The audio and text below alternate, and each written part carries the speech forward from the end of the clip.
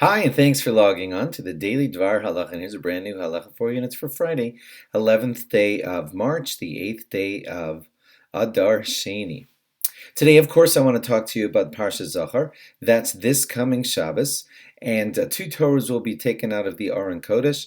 Out of the first Torah, we're going to read the Parsha, and out of the second Torah, we're going to read a small portion out of the end of Parshas Kiseitze, which talks about how Amalek attacked us when we first came out of Mitzrayim. It is a mitzvah for everyone who's capable of it and capable of listening to the leaning at Shul. Men, women, and children should try to get to Shul to hear Parshas Zachor, unless, of course, the child's too young to even know what Torah reading is. But anyone who's capable of hearing it and behaving through that short amount and getting what's happening should definitely be at Shul, men, women, and children. It's a mitzvah from the Torah for all of us to stamp out the memory of Amalek, to remember what they did. We're not forgetting about them. I gave you speeches about that. We're not forgetting about them. We're remembering what they did to us and looking to stamp out and blot out their memory. They're going to read it extra careful in the shul. They're even going to repeat a phrase which says Timcha es Zecher Amalek. We're going to read it twice. One's saying Timcha es Zecher Amalek, one's saying Timcha es Zecher Amalek, because there is a bit of a discrepancy as to how that word Zecher is supposed to be read, Zecher or Zecher.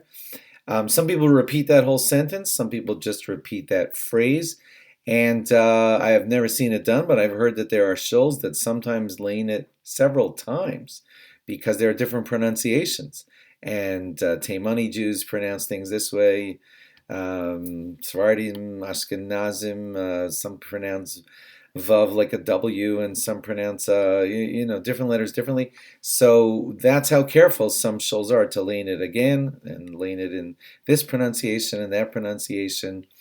But almost all shuls that I know of are reading that phrase or that sentence twice in order to get that thing that accurate. But before I let you go, I wanted to just take a moment to give you one last thought on why we have this kind of like obsession with stamping out Amalek. We do it right before Purim because we believe Haman came from Amalek. But some symbolism here. The numerical value of the word Amalek, wrote it down here, is 240. The numerical value of the word Safek is doubt, and that also is 240. So Amalek sows a kind of doubt in everyone around them. The Jews are firm in the fact that God runs the world, God runs every aspect of the world, every detail of the entire universe, and Amalek tries to sow doubt and says, who knows if there's a creator? Even if there were, who knows if he creates the world? And that's their nature, and we stand opposite to that, strongly opposite to that. That's one of the reasons we have this obsession with wiping out the memory of Amalek. One more thought for you on that, and it is, if you break up the word, many speeches are said on the letters of the word Amalek, but one way to break it up is to see inside of the word Amalek, Amal, working, Kuf. And Kuf has the numerical value of 100. Amalek works in their tenacity is up to 100. 100 is kind of like a nice, round, natural, round number. The way of Amalek would be that, like, I'm going to do 100 push-ups, like that kind. The nature of the Jew is to always go beyond. There's great significance to the number 101 in many different quotes from the rabbis, which we won't go into right now. Maybe just really quickly, the Malach Michael has the numerical value of 101. The Parsha of Tetzaveh has 101 psukim.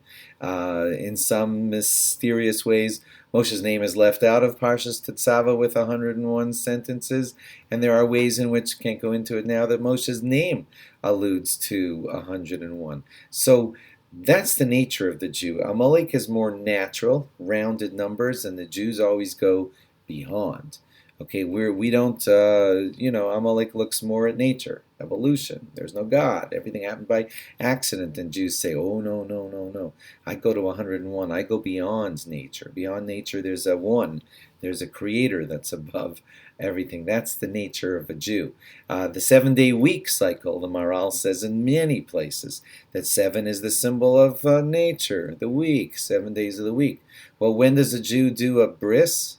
on the 8th day, because as the Maral says, we're above Teva, we're above nature. So Amalek represents nature, evolution, randomness. There's no God.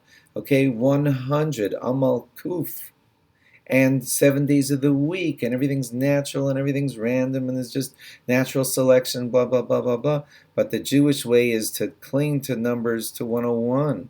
We go beyond. Bris Milah is on the 8th day. There are fascinating midrashim that talk about how Amalek had great disdain for our mitzvah of Milah, of circumcision, which is done on the 8th day, because we stand directly against what they stand for. They believe the world is happenstance, natural. The name Purim, the holiday, even alludes to that. Haman wanted to do this as a pur, which means like a lottery. Okay? And we're like, oh, a lottery, really? As if everything's by chance? God runs the world. That's our strong symbolism. That's why we stamp out the nation of Amalek. Have a meaningful Parshas Zachor. Sorry for running a little long here. Have a great Shabbos, and log on again after Shabbos for more. Bye-bye.